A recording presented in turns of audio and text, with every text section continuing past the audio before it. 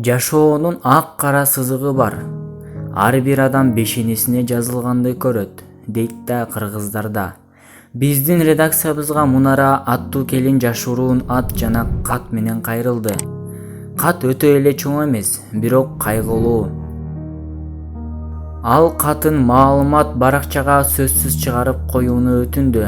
Анткени бул окуя кимдир бирөөгө сабак болоор дейт. Төмөндө катты толугу менен жарыя кылабыз. Саламатсыздарбы, урматтуу кыргыз элим?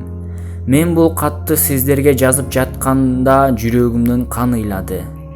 Бирок бул окуя жашыруун калып кетсин, эртең мага окшогон Маңыроого окшоп кимдир бирөө сабак болоор.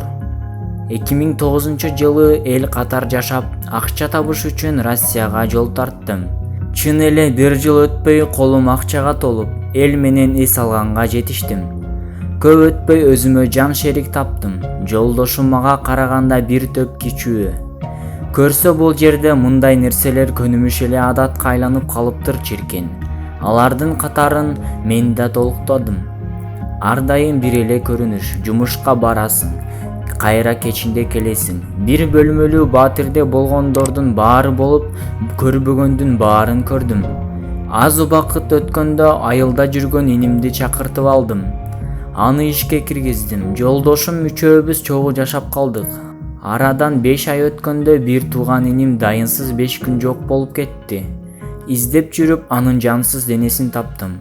Ошондогу менин жан дүйнөм жанчылып, жер муштап боздогонумду бир жан билсечи, эмне кылыш керек? Инимдин сөөгүн Кыргызстанга алып келишим шарт. Тааныштардан сурасам, сөөктү Кыргызстанга алып чыгуу үчүн мендеги жок. Чоң сумманы айтканда чалкамдан кете жаздадым. Мени колдоор тууган урук деле жок болсо. Анан эле жакын досум Мунара, мен сага бир секретти айтайын. Кыргызстанга кете турган поездде проводник досум бар. Ал жолун табат. Мен сени ал киши менен жолуктурайын деди. Чогуу бардык, жолуктук. Ал мага бизде килем менен бизнес кылгандар бар. Ошонун ичине иниңдин сөөгүн салып, аралаштырып жүктөп салалы деди. Мен дароо эле макул болдум. Ага сүйлөшүлгөн акчаны бердим. Ошентип түзүлгөн план менен инимдин сөөгүн кымбат баалуу килемге ороп, поезд менен Кыргызстанга жол тарттык. Жакшы эле килемдин алдында жылбай келе жатканмын. Бир убакта уктап кетиптирмин. Поезддин токтогонун да билбеймин. Бир канча убакыт өткөндөн кийин барып карасам, менин иним оролгон килем менен 10го жакын килем жок. Ошондогу абалымды элестетсеңиз, бакырдым, боздодум, ыйладым, бирок поезд жүрүп бара жатат. Көрсө убакыт менен поезд эч качан артка кайта албайт тура. Иним, берекем, бир боорум, өлүгүңдөн садага болоюн, сени кайдан табам? Жер астында калдыңбы?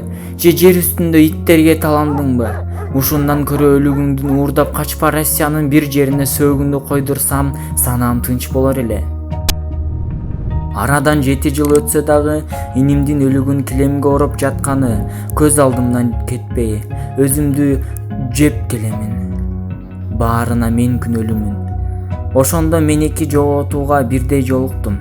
Бири иним каза болуп айрылсам, бири инимдин сөөгү жоготуп. Ошол күн мен өлүп бара жатсам дагы көз алдыма турса керек. Азыр бул айта албаган арманымды эстеп ыйлай берем. Мени кечир иним.